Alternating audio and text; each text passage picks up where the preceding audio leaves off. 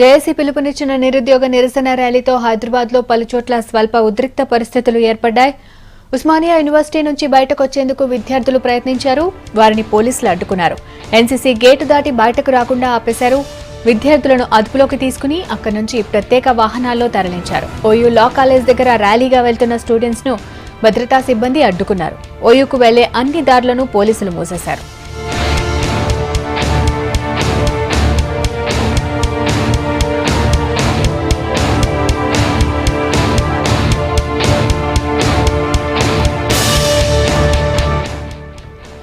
నిజాం కాలేజ్లోనూ అదే పరిస్థితి ఏర్పడింది. తరగతులను బహిష్కరించిన విద్యార్థులు ర్యాలీ తీసేందుకు ప్రయత్నించారు. దీంతో పోలీసులు వారిని అడ్డుకున్నారు. ఇక హైదరాబాద్కు వచ్చే అన్ని దారుల్లో నిన్నటి నుంచే తనిఖీలు చేస్తున్నారు పోలీసులు. బస్సులు, ప్రైవేట్ వాహనాల్లో తనిఖీలు చేశాకే సిటీలోకి అనుమతిస్తున్నారు. విద్యార్థులు గుంపులుగా రాకుండా చర్యలు తీసుకుంటున్నారు.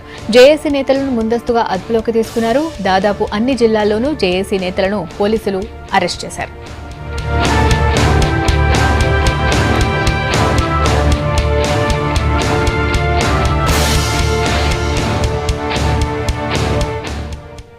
హైదరాబాద్లో జేఏసీ చైర్మన్ కోదండరామ్ ను అరెస్ట్ చేశారు పోలీసులు. తెల్లవారుజామున 4 గంటల సమయంలో తార్నాకాలోని ఆయన ఇంటికెళ్లి ముందస్తుగా అరెస్ట్ చేశారు. East zone DCP Ravinder, task force DCP Limba Reddy ఆధ్వర్యంలో 300 మంది పోలీసులు కోదండరామ్ ఇంటికి వెళ్లారు. ముందస్తు అరెస్టుకు సహకరించాలని పోలీసులు కోరినా అక్కడున్న జేఏసీ నేతలు సహకరించలేదు. ఇంటి లోపలికి వెళ్లిన పోలీసులు కోదండరామ్ ను అదుపులోకి తీసుకుని కామట్పుర పోలీస్ స్టేషన్ కు తరలించారు.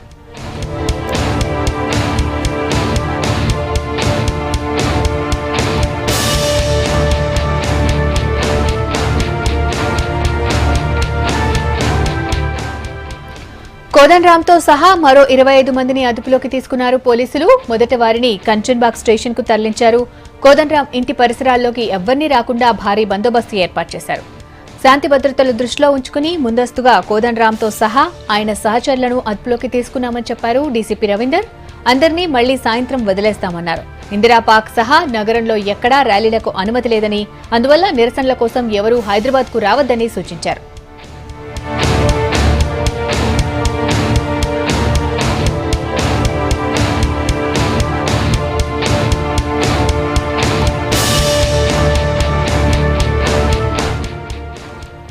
సిపి మహేందర్ రెడ్డిని కలిశారు జేఏసీ చైర్మన్ కోదండరామ్ సతీమణి సుశీల. అడ్వకేట్ రచన కోదండరామ్ ను అరెస్ట్ చేసిన తీరుపై ఫిర్యాదు చేశారు.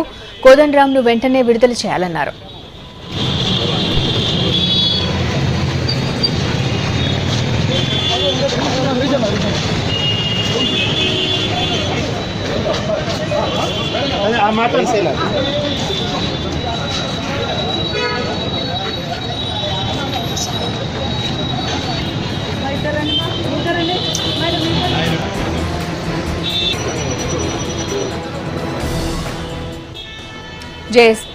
జేఏసీ చైర్మన్ కోదండరామ్తో పాటు విద్యార్థి సంఘాల నేతలను వెంటనే విడుదల చేయాలని డిమాండ్ చేశారు. సిపిఐ జాతీయ నేత నారాయణ ఉద్యోగాలు ఇవ్వాలంటూ ర్యాలీకి ప్రయత్నిస్తే అరెస్టులు చేయటం సరైంది కాదన్నారు.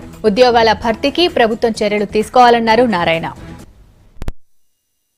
ఇక్కడ మాత్రం మా ఉద్యోగాలు మాకు కావాలి, అందులో మీరు ఇచ్చిన హామీని అమలు చేయమని చెప్పేసి విద్యార్థులు ఉద్యమిస్తుంటే వారిపైన దాదాపు 25,000 మంది పోలీసులను సమీకరించి ఇది మంచిది కాదు, మేము తీవ్రంగా ఖండిస్తున్నాం, తక్షణం కోదండరామ్ని విడుదల చేయాలి, అట్లాగే విద్యార్థి నాయకులు కూడా విడుదల చేయమని చెప్పేసి డిమాండ్ చేస్తూ ఉన్నాం.